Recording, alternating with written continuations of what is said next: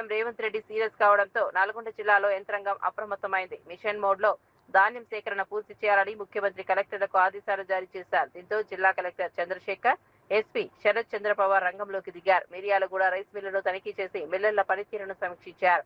ప్రభుత్వ కొనుగోలు కేంద్రాల నుంచి వచ్చే ధాన్యాన్ని వెంటనే అన్లోడ్ చేయాలని మిల్లర్లకు ఆదేశించారు. ధాన్యం దిగుమతిలో నిర్లక్ష్యం వహిస్తే కఠిన చర్యలు తీసుకుంటామని హెచ్చరించారు. వాళ్ళు అండ్ సెక్రటరీ వాళ్ళందరూ కూడా ఇక్కడ ధాన్యం అనేది ఇక్కడ private purchase and government purchase అనేది రెండు కూడా మనకు జరుగుతూ ఉన్నది. సో అసోసియేషన్కి అట్లాగే మిల్లర్స్ కూడా వాళ్ళకి చెప్పడం జరిగింది ఎట్టి పరిస్థితుల్లో కూడా ప్రభుత్వానికి సాయం చేయాలి అండ్ ప్రభుత్వానికి సంబంధించినటువంటి ప్యాడీని ఫస్ట్ ప్రయారిటీ ఇచ్చి వాటన్నిటిని కూడా దిగుమతి చేసుకొని మిల్లర్ అక్లాయిమెంట్ అనేది వెంటనే ఇచ్చినట్టయితే రైతులకి త్వరగా పూర్తి చేసుకోవడానికి వీలవుతుంది.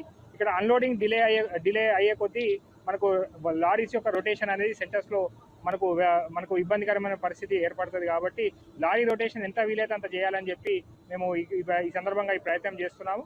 దీనికి సంబంధించినటువంటిది ఇక్కడ ఇప్పుడే ఎస్పీ గారితో కూడా మాట్లాడడం జరిగింది. అట్లాగే మనకు ట్రాన్స్పోర్ట్ డిపార్ట్మెంట్ వాళ్ళతో కూడా చెప్పడం జరిగింది. ఇక్కడ ప్రతి మిల్లు పాయింట్ దగ్గర ఇక్కడ 61 రైస్ మిల్స్ ఉన్నాయి.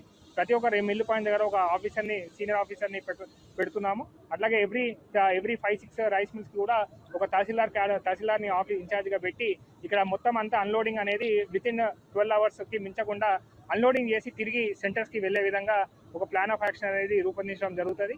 ఎక్కడ కూడా ప్రైవేట్ పర్చేజెస్ అనేది ఒక 10 days వాళ్ళు హోల్డ్లో పెడితే మనకు ఇక్కడ ఉన్నటువంటి ప్యాడీ మ్యాక్సిమం మనము అన్లోడ్ చేసుకొని రైతులకి ఎటువంటి ఇబ్బంది కలగకుండా ఈ ధాన్యం కొనుగోలని పూర్తి చేయడానికి అవకాశం అనేది లభిస్తుంది.